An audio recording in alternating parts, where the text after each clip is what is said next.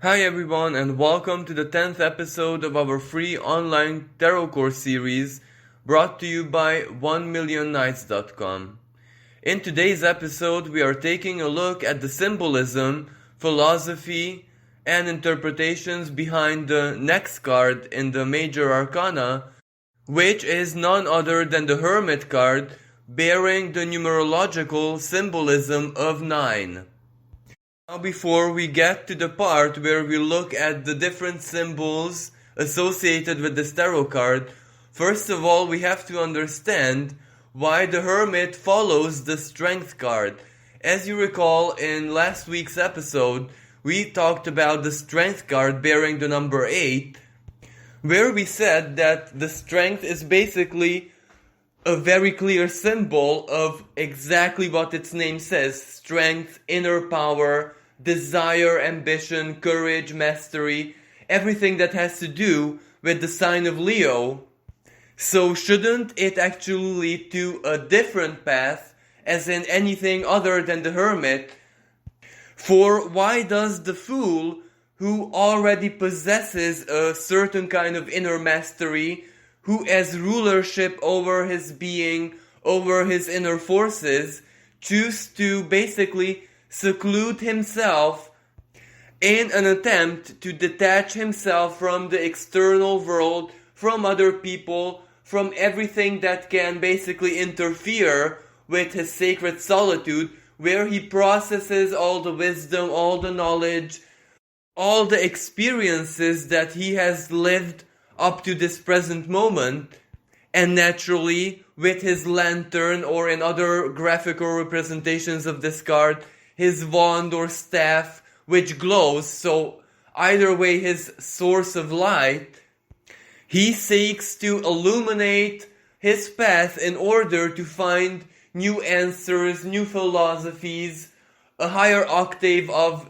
the truth, of the inner truth, and naturally that is a path towards a greater expression of enlightenment. Because this is what the Hermit actually does.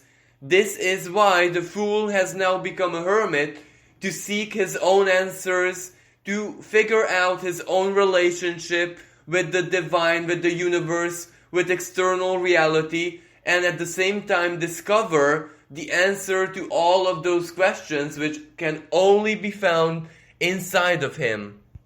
But of course, one might think that after someone embodies strength, courage, profound self-knowledge, in other words, everything that power truly means, wouldn't that person naturally use that power to influence physical reality, a community, society, or do bigger material things with this newfound power, or basically to invest the strength into more practical, useful, and why not even more compassionate and humanitarian things, like, for example, helping others, teaching others, being an example, etc.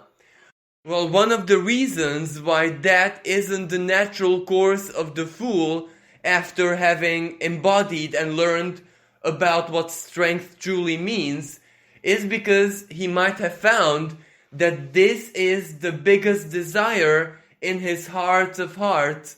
This is his main goal in this existence, to find a greater expression of inner mastery, or in other words, to head towards enlightenment. And in order for him to do this, detachment, seclusion, or basically just isolating his body, his persona, from every possible perspective from the outside world, and setting on this journey in sacred solitude, the path towards enlightenment, is perhaps the truth that he found out inside of him. Because as you know, strength also represents living in your own truth. And if this was the truth and the inner calling that he found deep inside, naturally this has to be the next step in his journey. But from a totally different perspective, maybe he actually found the total opposite. He found so very many desires, needs, things that he thought he loved, or things that he thought he was attracted to, but he cannot follow the completion of each and every single desire that he found deep within himself. So in order to preserve his strength, in order not to lose out in that inner chaos, the next step is naturally to distance himself from everything external, every stimulus out there, everything that might spark his desires even more, or, make it turn into obsession. So he distances himself from everything that can influence him in order for him to alchemize those energies, those desires, those passions that he found inside himself into one singular desire by eliminating everything that is no longer valid, no longer true without any external stimulus. Like, for example, we think we want so very many things, genuinely, but if we take a moment to look deep inside ourselves, well, do we truly need that new car? Maybe we find the answer that no, we don't really. We just want it because a neighbor or a person who we knew bought one with great ease and it made their life so very happier, so we want the same experience. Or, for example, something totally different. Do we truly want to be more popular? Or is it something that we might see in the life of another person who we know, and we see how happy or powerful or influential it makes that person, and that's why we might desire the same thing. But if we might look in ourselves more profoundly, more deeply, we might figure out that we are actually kind of solitary people, and having too many connections in our lives would actually make us unhappy, and we wouldn't really want the power or the influence or whatever that comes with that. So basically it is all these inner transformations, decluttering the inner world, alchemizing everything that needs to be alchemized, is what the hermit actually does. And this is the reason why he chooses a solitary, even if it's just temporary, a solitary lifestyle, and being detached from everything external. It's only him and maximally Mother Nature and the elements of nature and the divine, and nothing really else. So this is how the fool became the hermit in this pivotal moment of his transformation, when external reality and even a more superficial version of the inner work, when you're not totally detached from the outside world, is no longer efficient enough for one's personal evolution, or for one to embody a greater expression of the inner truth, or one to find a greater sense of enlightenment, then this is the natural step, basically in the lives, in the destinies of everyone, all of us included. This is almost like an inner reaction, like an inner impulse, an instinct, when we have to figure things out in a very deep and profound sense. Well, the very first action that all of us take is to have some time alone, and in that time when we basically embody that sacred solitary state, then all of us are in that very special moment in our lives a hermit who is seeking the truth, a hermit who wants to decant all the inner impurities and make sense of life or whatever. Or even in nature, when an animal is wounded or finds itself in any kind of imbalance where it just cannot function normally, well, usually the instinct is to try and find a safe place where they can regenerate, or they can feel, safety. So basically the hermit is also like an inner mechanism when we have to detach, isolate, and reform our inner structures in our own personal cocoon, where the light of our consciousness is illuminating all of the inner darkness and guiding us to a better place. And the key word here is consciousness and consciously doing this work. Because, many of the previous tarot cards represented unconscious energies when we have to become aware of the patterns and the energies dormant there, etc. But this is one of those cards where everything has to be done in a very conscious way, rationally, with our mental spheres greatly involved in this process. So basically, this is when our minds have to be illuminated even more than any other parts of our being, because ultimately our minds and mental spheres will be the torch or the lantern or the staff, glowing staff, that we are going to rely upon to illuminate everything else. May that be the lives and minds and hearts and inner worlds of other people when we do the Hermit's work in a very compassionate manner, or may it be just setting an example that inner truth and whatever lies deep inside our beings can be rational and can be controlled, but of course not in a negative or obsessive sense. The number 9, the numerology behind the Hermit card, is also very significant, because the number 9 usually bears the energy when everything in our lives, good and bad, the moment of crisis and all the effort and work we place into anything, matures, evolves. This is where things can truly find a resolution, a closure, or a termination. It is basically the very last step before a new beginning, let's say, because what follows the number 9 is stanza 1, which represents something fresh and new, starting from scratch, etc.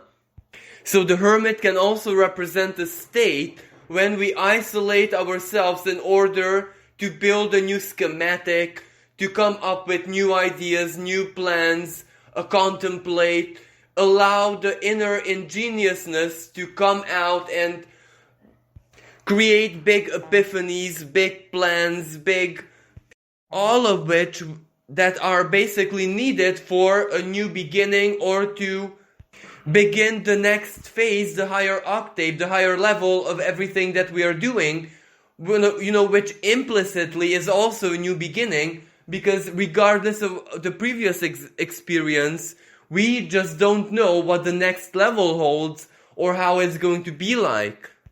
So 9 is a very fertile, productive, dynamic energy, but it also has a massive pressure, because it is exactly this energy which matures things, which forces completions or resolutions, or in some cases terminations, to enter physical reality.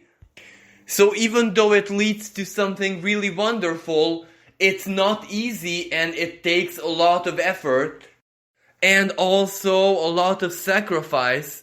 And staying and living and existing in this kind of solitude is the effort that the Hermit invests into his journey, because staying lonely and relying only on the self is not easy, especially in this day and age. But since human nature is very social, it was never easy at any given moment in history. So basically, if our solitude and just relying only on the self is the sacrifice we present to the divine, well, naturally, those efforts are gonna be compensated with clarity, guidance, and the divine being much more alive inside of us than on the outside. And that usually leads to wisdom in any circumstance, regardless if the situation which brought us to become the Hermit was positive or negative, crisis, painful, or joy and happy, or it doesn't really matter. The result is still going to be entering and stepping into another octave of our own personal enlightenment. Now, from an astrological perspective, the Hermit card is associated with the sign of Virgo. And Virgo is where the spiritual meets with the earthly. For example, Virgo is the astrological symbol of nature, of Mother Earth, the living, the biosphere basically, life on Earth, the purity and the divinity of all life. But at the same time, it also bears within itself the patterns, the rules, the regulations, which are of course cosmic, or way above, the human way of understanding, that govern, regulate, and are responsible for the well-being and the continuity of life. The cycles, the seasons, the relations between predator and prey, the trophic chain, all of nature's rules and regulations and its distinctive balance. These are also part of the sign of Virgo, and the Hermit is a great symbol of this because, nature's rules, especially the ones that all of us have to respect because we don't have any other choice in order to exist, in order to preserve our physical forms, we just have to respect those rules. For example, to eat, to consume, self-preservation, so to speak. These are not really optional regardless of who we are and what philosophies we embody. We still have to eat, we still have to respect the natural course of nature because otherwise our bodies just stop being alive, stop functioning. But some of these rules are naturally genetic, so they are deeply rooted in our instincts, so we just know them without anything, while others, the more complex ones, have to be learned throughout life. And that is the path of the Hermit, where we discover individually, because each and every person will naturally reach different kind of conclusions at the end of their journey, at the end of this life, of how nature functions, what her rules are, what life is, what fate is, which forces govern the course of life, etc. Yes, of course, mathematically, all of us kind of reach the same conclusions, but what those conclusions and that knowledge means for us personally and how we relate to them is deeply individual for all of us. And that is basically the journey of the Hermit, because yes, we exist in a community, we exist in society, etc. But on the other hand, all of us are born and are eventually exiting this life alone. There are things, especially deep inner truths and our own spirituality, that we cannot share with anyone because it is that deeply personal. So like it or not, all of us are hermits regardless of how our lives are. Even if we are public people, even if we might be, talk show hosts or TV presenters who basically interact with the public each and every day of their lives, but how they process reality and what their inner priorities are, for example, well, that's really, really up to them and just them. And another expression of the sign of Virgo is naturally sacrifice and service to others. Well, the Hermit, by committing onto staying solitary on his journey and not ending the state of solitude until he has answers, until he embodies a greater version of truth and what enlightenment is a big service that he does for humanity, so to speak, spiritually speaking, because by elevating himself, he elevates the whole world, the whole timeline. And of course, a hermit doesn't mean that he'll be isolated forever for the rest of his life. Even a hermit has moments when his path crosses with the path of another, and what a blessing of wisdom, of knowledge, enlightenment can the hermit bestow onto that person who he meets. So that is always a service that he provides for others, free of charge, unconditionally, just that it is the divine which determines or guides whose path it has to cross the hermit's path. And just because it doesn't happen each and every single day, well, that doesn't mean that the hermit doesn't offer a service or a sacrifice for the greater good. He just does it in his own very special way. So in the following, let's take a look at what the Hermit card can actually mean in a very practical sense. Well, sometimes, especially if your question or your subject is not very down to earth and practical, it is maybe spiritual in nature or rather philosophical, then naturally the Hermit is going to have the same kind of expression and connotation, where it basically means seeking out your truth, the light of your consciousness, having to illuminate your whole being in order for you to find the answers to your question deep inside of you in different parts or components or layers of your consciousness, of your being. Like, for example, a very frequently asked question, am I on the right path? And if the Hermit card pops up, well, the answer is very clear that you are on the right path, but your journey to find whatever you seek, knowledge, inner truth, enlightenment, greater spiritual power, greater wisdom or understanding or whatever, is not yet finished. You are actually walking on this path, which still might take a lot of time, and that requires you to stay as detached as possible. Do your research, do your meditation, philosophize, contemplate, read, listen to more experienced individuals, spiritualists, teachers, etc. But filter all of the information out. You can only take in what resonates, and even that after making it your own, putting your own version on it, and not blindly following anything. Because whenever the Hermit card pops up, well, that means that the truth can only be found inside of you, and also that it's highly subjective, so it's only valid for you personally.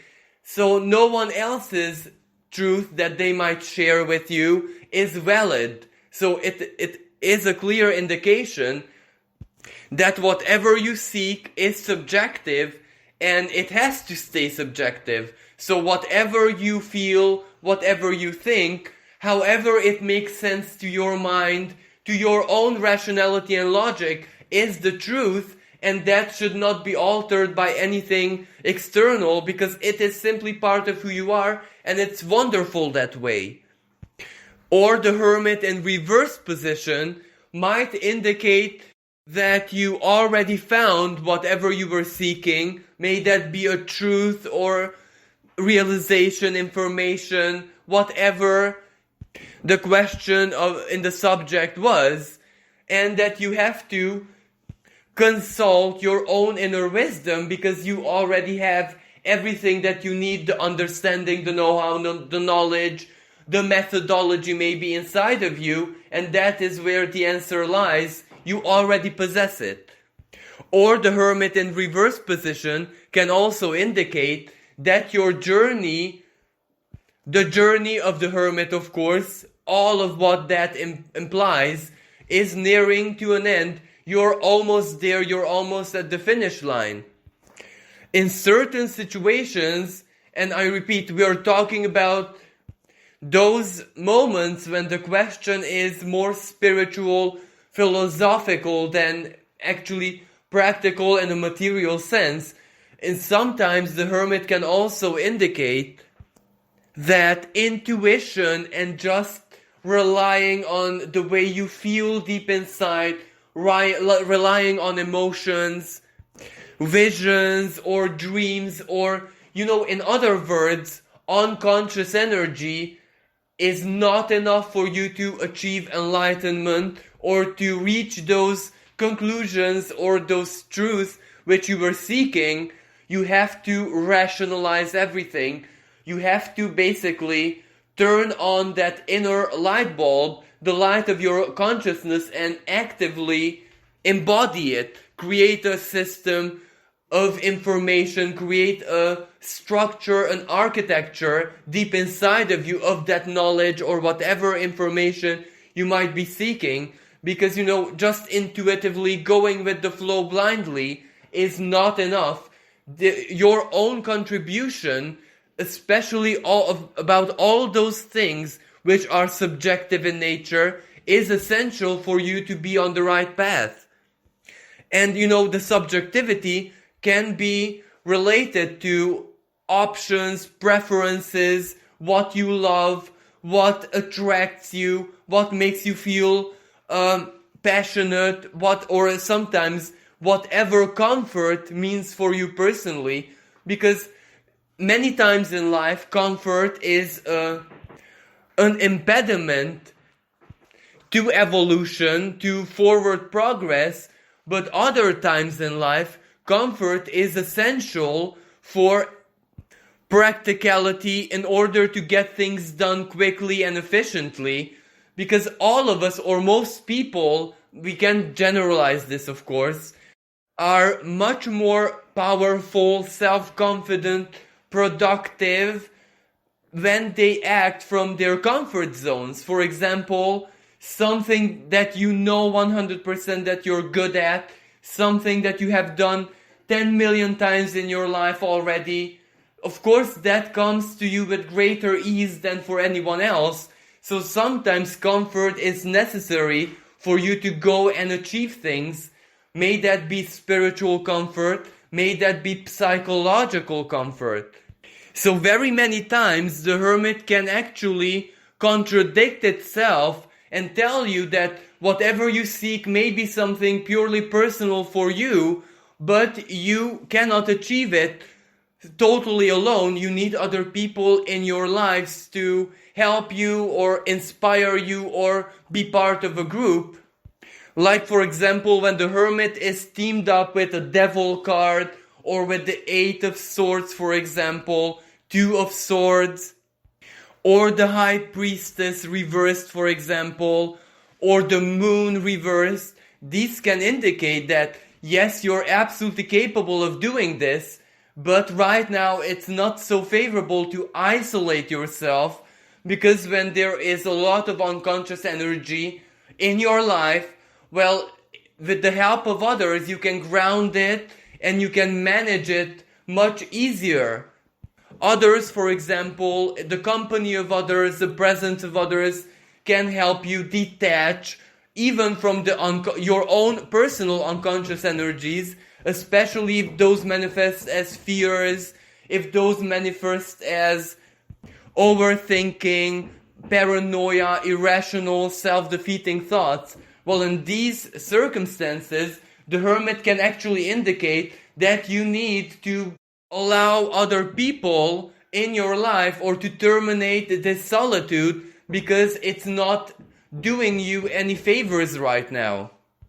But of course, there are times when it actually means loneliness, solitude, not having anyone in your life in the most negative sense. For example, Hermit and 9 of Swords, Hermit and 3 of Swords, Hermit and 5 of Cups, Hermit and 10 of Cups reversed, for example, Hermit and 2 of Cups reversed. All of these can mean that you are lonely, that you don't feel any support, that you need a bit of human spirit, a human touch in your life, because loneliness and solitude is hurting you or creating an inner turmoil, an inner crisis, something that you are not comfortable with. So don't force it on yourself, or if you can, change this state of solitude. Then of course there are those moments when the hermit actually indicates that you need to do this alone, or having a solitary approach to things is the right path, so to speak. For example, the Hermit and the Lovers reversed can indicate that you're alone in this. No one can or should help you, or the help of others might be counterproductive, for example. Hermit and Two of Cups reversed. No one out there is compatible with you romantically in this present moment. You're still going through a transformation, so you're not ready. This can be one of the meanings. Hermit and Seven of Swords reversed, for example, a Five of Swords reversed can indicate that, well, you can ask for help, or there are potentially people out there in your life or in the world who can help you with whatever you want to accomplish, but their help comes at a high cost or compromises. So you should think it through before you ask the help of another person. Is it worth it for you, or are you rather much more comfortable doing it alone at your own pace? Of course, there are situations when the Hermit actually represents something very down to earth, related either to your work, your daily routines, your lifestyle, your problem-solving skills, or your mental, intellectual configuration. For example, Hermit and Three of Coins might indicate that you are the leader or the most relevant person in that project or in whatever you're trying to accomplish in your work life, in your career. It's not that you cannot rely on others, but you are the most appropriate and skilled person out of everyone there. So trust your choices, your decisions, and your thoughts and your logic more than you should trust those of others.